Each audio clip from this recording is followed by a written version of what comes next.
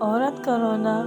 حضرت علی نے فرمایا، جب کوئی عورت تمہارے سامنے رو پڑے تو تمہاری مردانگی کا تقاضا یہ ہے کہ تم اس بات کو وہیں ختم کر دو۔ جب کسی کی سچی محبت معلوم کرنی ہو تو اس کے غصے میں اپنے لیے الفاظ اور جذبات دیکھو۔ کسی کے گھر جاؤ تو اندھے بن کے رہو اور باہر نکلو تو گونگے بن کے نکلو۔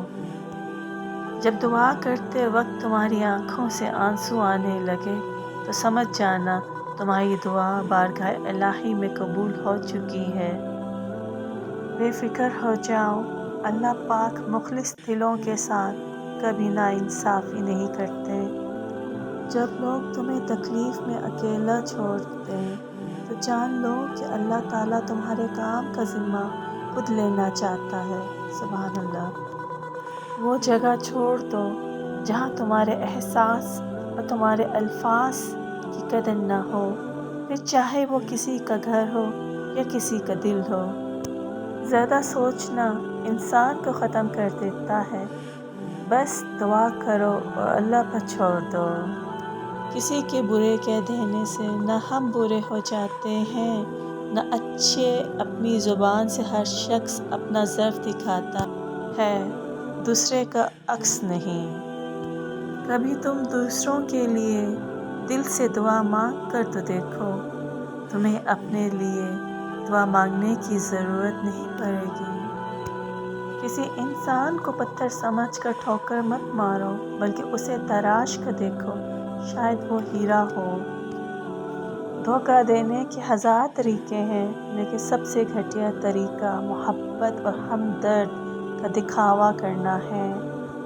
آپ کسی کو بھی دو چیزوں کے لیے زبردستی مجبور نہیں کر سکتے، ایک محبت، دوسرا عبادت۔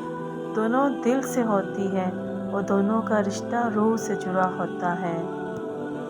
اگر کوئی تم سے پوچھے بتاؤ زندگی کیا ہے تو تم ہتھیلی پر ذرا سی خاک رکھنا اور اسے اڑا دینا۔ وہ آزمائے گا تمہیں دنیا کی ہر محبت دکھا کر، پھر کہے گا بتا کون ہے تیرا میرے سوا۔ سبحان اللہ۔ انسان کی فطرت ہے لا حاصل کے لیے روتا ہے اور حاصل کو رلاتا ہے۔ امام حضرت علی کا فرمان ہے، آج کا انسان دولت کو خوش نصیبی سمجھتا ہے اور یہی اس کی بد نصیبی کا ثبوت ہے۔ کوئی تمہارا دل دکھائے تو ناراض مت ہونا، کیونکہ قدرت کا قانون ہے، جس درخت کا پھل زیادہ میٹھا ہوتا ہے لوگ پتھر بھی اسی کو مارتے ہیں۔ مشکل وقت میں ہمیشہ دعا مانگا کرو، کیونکہ جہاں انسان کا حوصلہ ختم ہوتا ہے وہاں سے اللہ پاک کی رحمت شروع ہوتی ہے۔ بے شک وہ پاک ذات بہت بڑا ہے۔ کسی کے منہ پر بے عزتی کرنا اسے قتل کر دینے کے برابر ہے۔ اور کبھی غم نہ کرنا کہ دنیا آپ کے ساتھ نہیں، بلکہ خوش ہونا کہ دنیا کا مالک آپ کے ساتھ ہے۔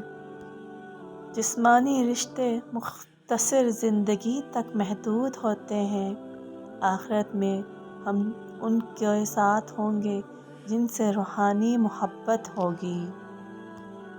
کچھ رشتے اللہ خود ختم کرتا ہے تاکہ ہماری زندگی خراب نہ ہو سکے۔ بے شک وہ جو کرتا ہے بہتر کرتا ہے۔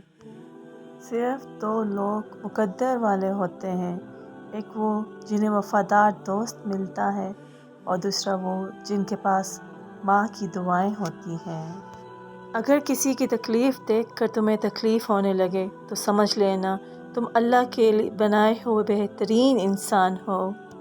جب تمہارا دل کسی کے گلے لگ کے رونے کو چاہے تو قرآن پاک کو گلے لگا لینا۔ مجھے مایوس ہونے والے شخص پر تعجب ہوتا ہے جب کہ اس کے پاس استغفار کی قوت موجود ہو۔ صبر کی دو صورتیں ہیں، جو ناپسند ہو اسے برداشت کرنا اور جو پسند ہو اس کا انتظار کرنا۔ دنیا کا سب سے مشکل کام اپنی اصلاح کرنا، اور سب سے آسان کام ہے دوسروں پر تنقید کرنا۔ خیال رکھنا کہ کسی کی آنکھیں تمہاری وجہ سے نم نہ ہوں، کیونکہ تمہیں اس کے ہر آنسو کا حساب چکانا ہے۔ 4 چیزیں سنبھال کر رکھو، کامیابی تمہارا مقدر ہوگی۔ نماز میں دل کو، تنہائی میں سوچ کو، محفل میں زبان کو، اور راستے میں نگاہ کو۔ لوگ جتنا بھی دل دکھائیں، یہ یاد رکھا کریں کہ جب اللہ کے بندے ہمیں توڑتے ہیں تو ان کو توڑنا ہمیں اللہ سے جوڑتا ہے۔ ہمیشہ ایسے شخص کو چنا کرو جو آپ کو عزت دے، کیونکہ عزت محبت سے کہیں زیادہ خاص ہوتی ہے۔ کائنات کی سب سے مہنگی چیز احساس ہے، جو دنیا کے ہر انسان کے پاس نہیں ہوتا۔ حضرت علی سے پوچھا گیا، کیسے پتہ چلے گا کہ کون کتنا قیمتی ہے؟ حضرت علی نے فرمایا، جس انسان میں جتنا زیادہ احساس ہو وہ اتنا ہی زیادہ قیمتی ہے۔ کسی کا دل اتنا مت دکھاؤ کہ وہ اللہ کے سامنے تمہارا نام لے کر رو پڑے، کیونکہ ٹوٹے ہوئے دل سے نکلی آہ عرش تک جاتی ہے۔ لمبی دوستی کے لیے 2 چیزوں پر عمل کرو۔ اپنے دوست سے غصے میں بات مت کرو، اپنے دوست کے غصے میں کی ہوئی بات دل پر مت لو۔